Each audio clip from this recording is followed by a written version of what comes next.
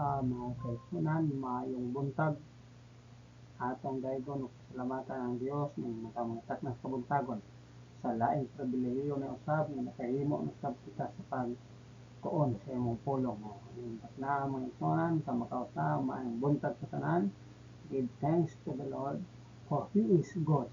God keep you safe.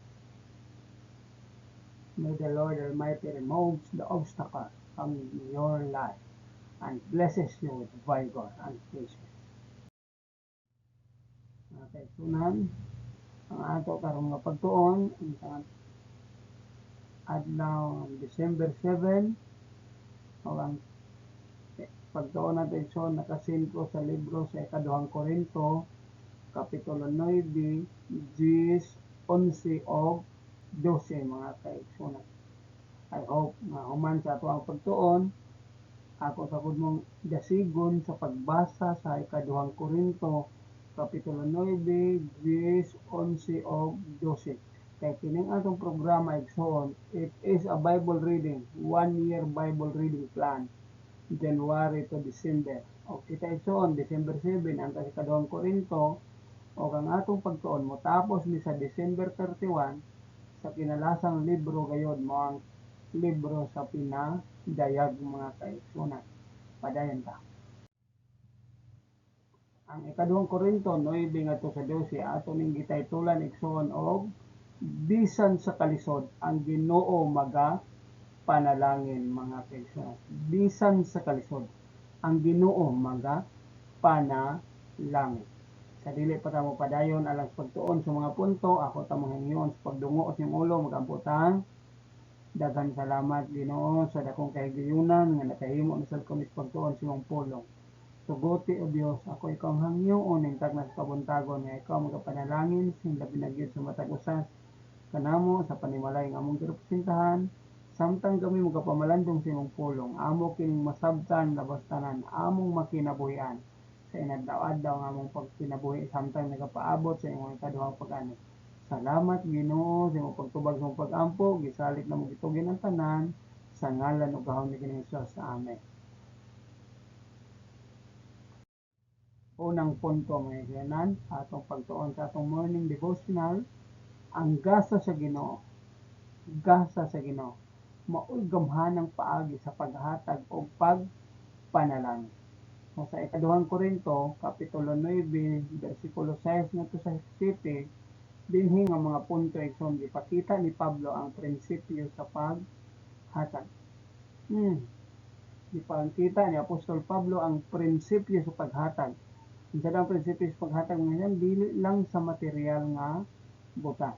Apan sa kasing-kasing nga malipayon nagahatag. Ang prinsipyo sa paghatag nga malipayon. Kasing-kasing natin sa malipayon nga paghatag.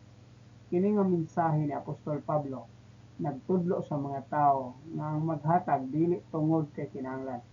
Apan ang paghatag mo isunan kini usa ka pakita nga ikaw nagpasalamat og mapasalamaton sa mga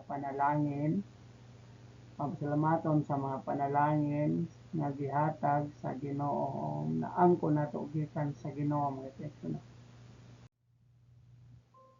Dito sa ikaduhang punto mga kaigsunan sa atong pagtuon ang pagtuo og pagpangalagad. Ang ikaduhang Korinto kapitulo 10 versikulo 3, 4 ug 5. Hisgutan ni Apostol Pablo ang bahin sa espirituhanong pagpatig, away ug ang pagpanalipod sa atong pagtuo.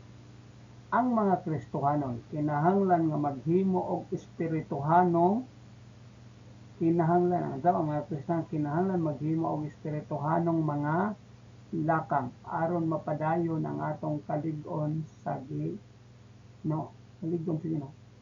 Pero doon na kita espirituhanong lakang mga kaigsunan aron magpadayon ang atong kalig-on sa Ginoo. Katulong nga punto igsoon ang pagkamatinud-anon sa pag-alagad. Hisgutan ni Apostol Pablo ang iyang mga pagsulay og kalisod alang sa Ginoo. Kaya pagpalagan diriya sa kadong Korinto kapitulo 11 bersikulo 23 na 28. Gihisgutan ni Apostol Pablo ang iyang mga pagsulay og kalisod alang sa Ginoo. Ang pagkamatay nag-anon sa pagpadayon sa pag-alagad sa Ginoo bisan pa sa kalisod ug sakripisyo. Mao ang usa ka mahinungdan anhi tama gisunan sa ikaupat o kinalasang punto sa atong pagtuon niining atong morning devotional. Ang kapogi o kahimtang sa Ginoo. Gipakita ni Apostol Pablo ang gahom sa Ginoo. Gahom sa Ginoo sa pagtabang sa mga kahimtang nga maghatag og kalig-on sa atong kinabuhi. Ang kahimtang nga maghatag og kahayag sa Ginoo. Kahimtang nga maghatag kahayag sa Ginoo pinaagi sa atong mga kasakit og Hey, mga kaigsunan, natapos na ito atong pagtuon. Bisan sa kalisod, ato ning evangelyo. Alang sa pagtapos. Bisan sa kalisod, ang Ginoo magapanalangin. Mao gid nga kaigsunan. Bisan sa kalisod, ako mga kaigsunan, usa ka buhing usa sa akong mga eksperyensya o ikaw na nakahimo pag-witness sa akong kahimtang. Bisan sa kalisod, ako na eksperyensyahan ang pagkamaayo sa Ginoo. Ang Ginoo nagapadayon sa pagpanalangin mga kaigsunan.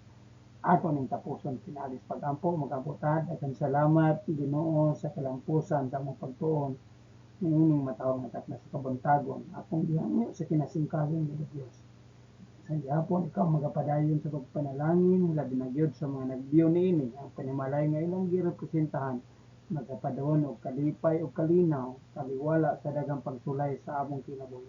Salamat Ginoo sa imong pagtubag sa imong pag-ampo pasayloa kami sa mga sala gisalit na magitugyan ang tanan sa mahal nga ngalan ug gahom ni Hesus. Amen.